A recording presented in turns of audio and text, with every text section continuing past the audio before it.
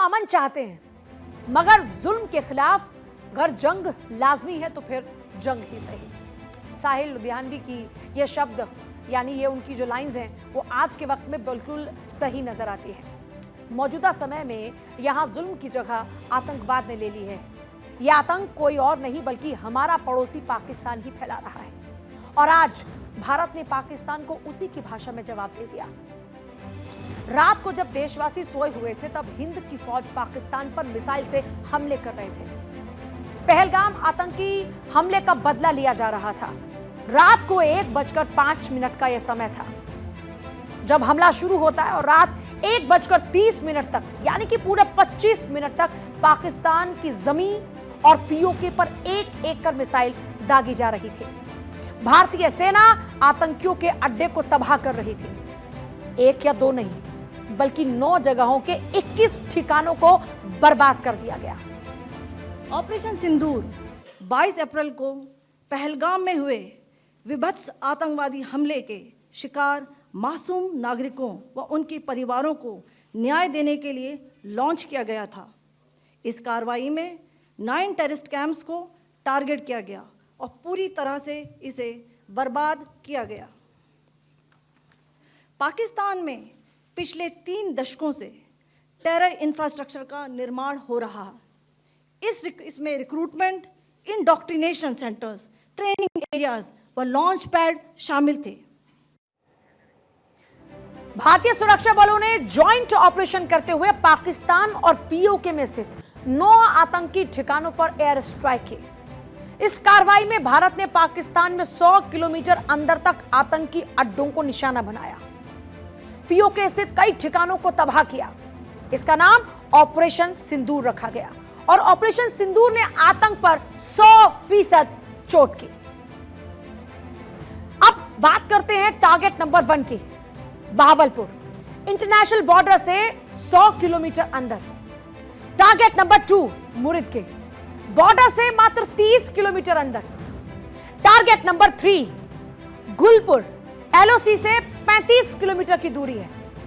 अब बात करेंगे टारगेट नंबर 4 की। लश्कर तैयबा सवाई पीओके से 30 किलोमीटर अंदर। टारगेट नंबर 5 यानी target number 5 camp Bilal Rajouri से इसकी दूरी है मात्र 13 किलोमीटर।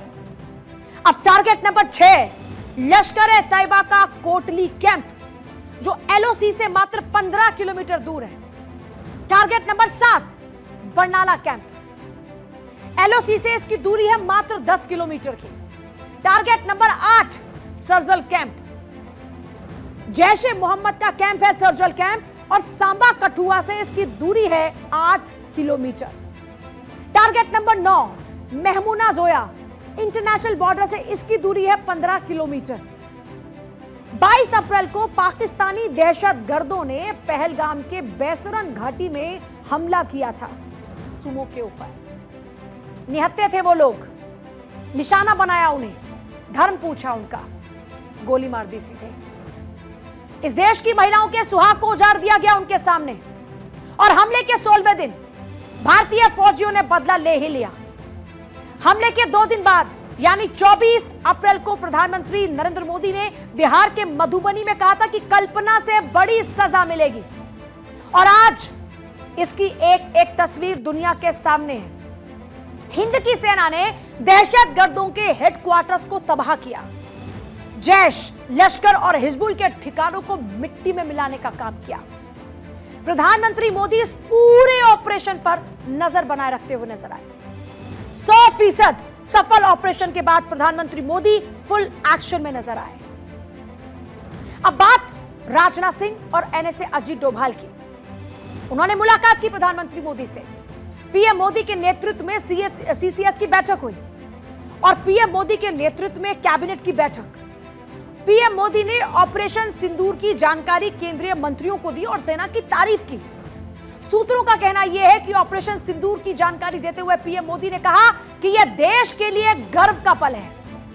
इस सफल ऑपरेशन के लिए कैबिनेट मंत्रियों ने प्रधानमंत्री मोदी को बधाई दी। करीब करीब 4 मिनट तक ऑपरेशन के विभिन्न पहलुओं से अवगत कराया गया कैबिनेट के मिनिस्टर्स को, और इस बैठक में प्रधानमंत्री मोदी ने कहा कि यह तो होना ही था। पूरा देश हमारी ओर देख रहा था। हमें हमारी सेना पर गर्व है और इस पर कैबिनेट के सभी सदस्यों ने मेजे थपथपाकर कार्रवाई का स्वागत किया। इंतजार था पूरे देश को इस कार्रवाई का। 140 करोड़ की आबादी इंतजार कर रही थी कि देश कब ऐसे आतंकियों से बदला लेगा जिन्होंने देश की बेटियों के सुहाग को उजाड़ने का काम किया। कैबिनेट बैठक के बाद प्रधानमंत्री मोदी राष्ट्रपति द्रौपदी मुर्मू से मिलते हैं। प्रधानमंत्री मोदी ने राष्ट्रपति को ऑपरेशन सिंदूर के बारे में जानकारी दी। इससे पहले डिफेंस मिनिस्टर राजनाथ सिंह और सीडीएस अनिल चौहान के बीच साउथ ब्लॉक में एक बैठक होती है। सीडीएस अनिल चौहान ने ऑपरेशन सिंदूर की जानकारी दी। केंद्रीय गृह मंत्री अमित शाह ने सरहदी राज्यों के मुख्यमंत्री, मुख्य सचिव और पुलिस महानिदेशकों के साथ में एक आपात बैठक बुलाई। वीडियो कॉन्फ्रेंसिंग के जरिए उनके साथ वो कनेक्ट हुए और एक हाई लेवल बैठक होती है।